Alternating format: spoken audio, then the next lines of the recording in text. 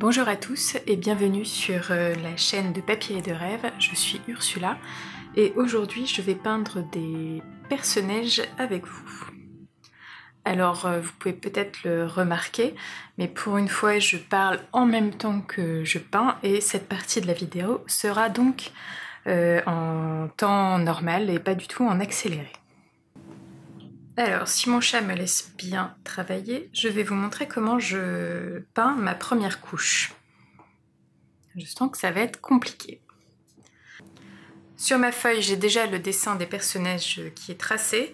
Il est très brouillon, mais ça me permet juste de repérer où sont les formes principales. Et surtout, comme ce sont des fleurs blanches, il va falloir les éviter.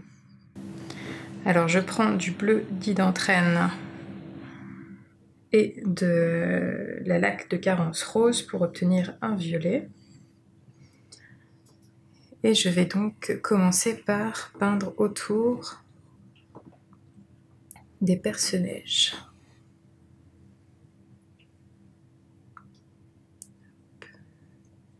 Une fois que ce premier trait est fait, sans attendre, je vais venir flouter le bord du trait pour ne pas avoir de démarcation.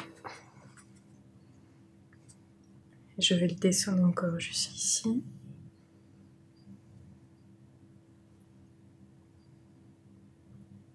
Voilà. Alors je travaille encore une fois avec du papier satiné. Et donc il se comporte un peu différemment du papier habituel. Mais je commence à l'apprécier. Et alors pour l'autre côté, je vais rajouter dans mon mélange un peu de bleu lunaire de Daniel Smith, qui est une couleur qui est granulante, à très forte granulation, et qui est donc assez intéressante elle aussi.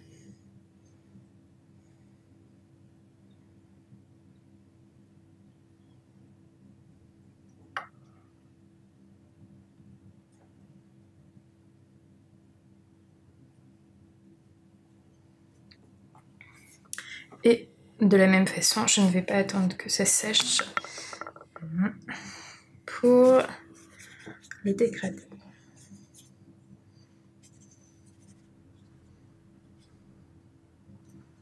Alors là, cette zone-là a un peu séché, on va repasser dessus, et voilà.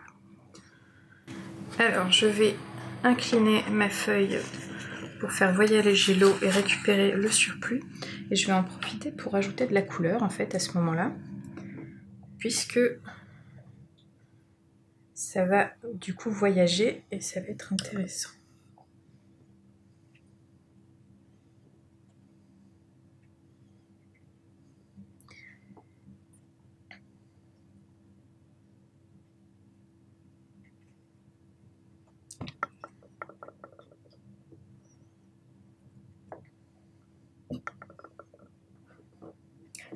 Alors je vais rajouter encore du bleu lunaire pour qu'il y ait un petit peu plus de choses qui se passent par ici.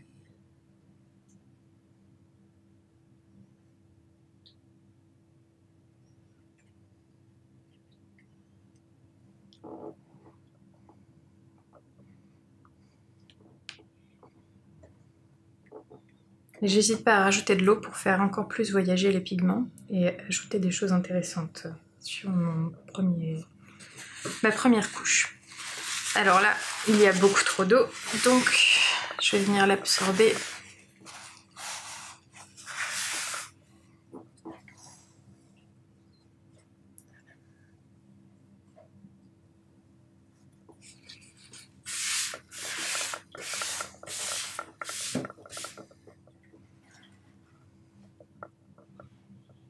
Je vais essayer de garder ma planche avec une légère inclinaison pour que l'eau aille encore tout le temps tout en haut de ma feuille.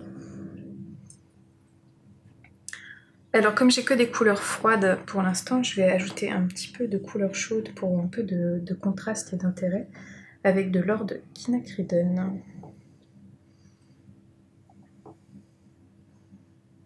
Et la couleur va tout de suite se mélanger avec le reste. Et donc on va obtenir des choses un petit peu plus intéressantes avec des verts.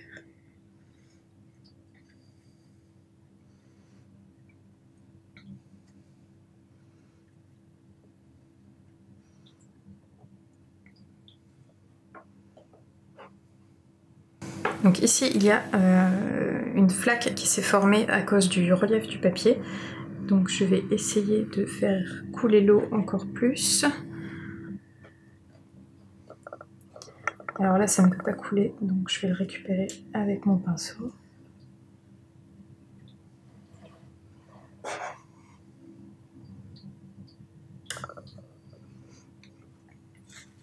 Et je vais à nouveau récupérer le surplus en bas de la feuille.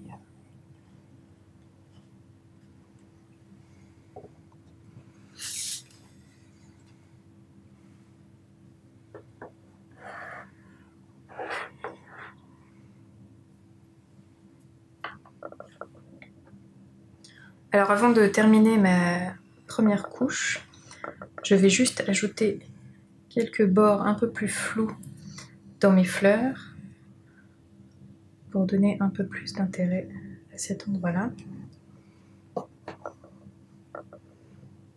Et commencer à amener un peu de volume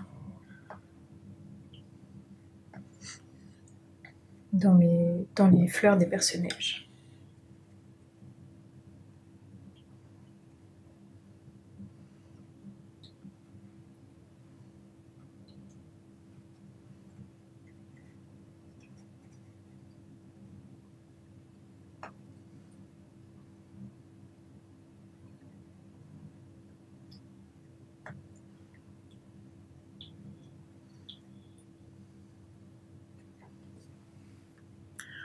Et je pense que je peux m'arrêter là pour la première couche.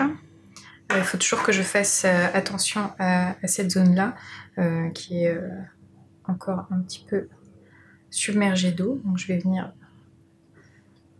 absorber l'eau avec mon pinceau essoré.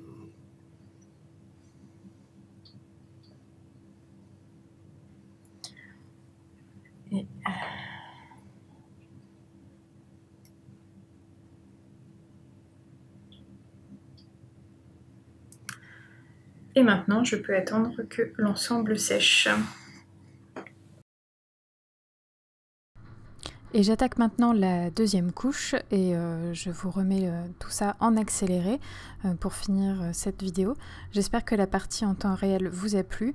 Je sais que je dois un petit peu travailler encore sur le son. Je pense qu'il n'est pas optimal et je peux faire mieux, donc j'espère pouvoir le faire pour la prochaine fois. Et surtout, n'hésitez pas à me faire vos remarques si vous en avez dans les commentaires pour que je puisse m'améliorer.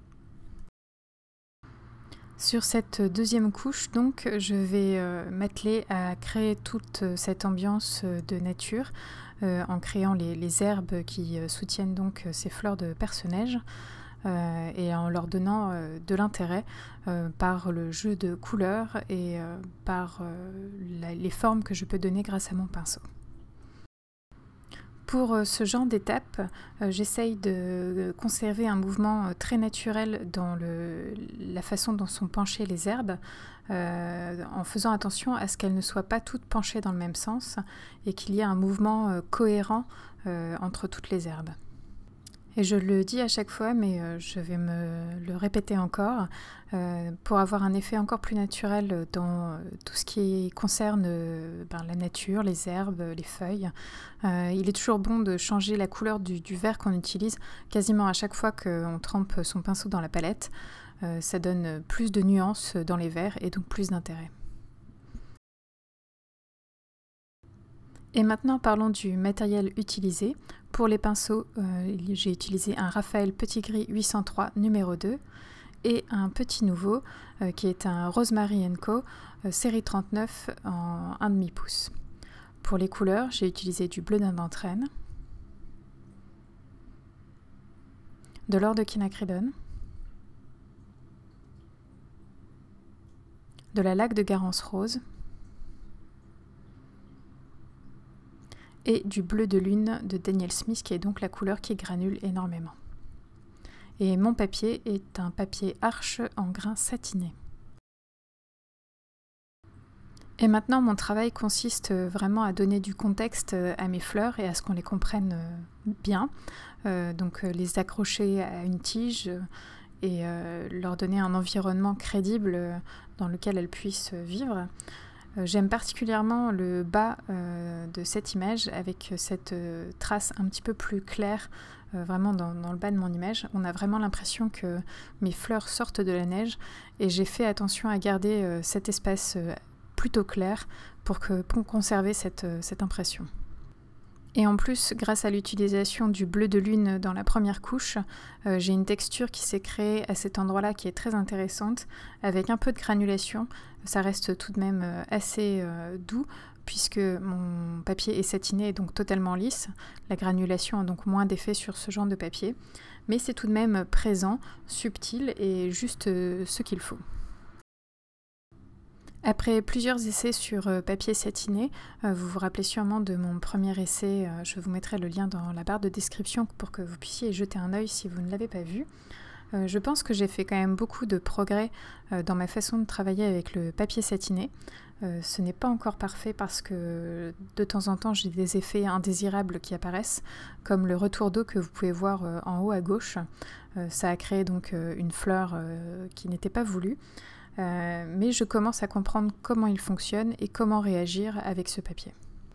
Et je crois que je commence vraiment à l'apprécier parce que on peut faire tout de même des effets intéressants même s'il n'y a pas de texture du papier.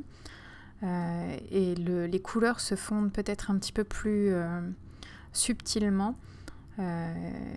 Et donc il y a des effets intéressants qui se créent que j'aurais peut-être plus de mal à obtenir avec un autre papier. Et j'aime aussi la façon dont les gouttes forment une certaine auréole un petit peu plus sombre tout autour, même si ce n'est pas toujours ce qu'il faudrait dans une peinture. Ça peut être un effet indésirable. J'aime assez dans ce cas présent.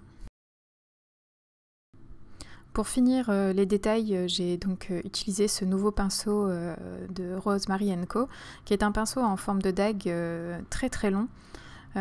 C'est un peu le grand frère de mon pinceau en forme de dague habituel de Silver Brush. Et je ne le maîtrise pas encore totalement puisque ça ne fait pas longtemps que je l'ai.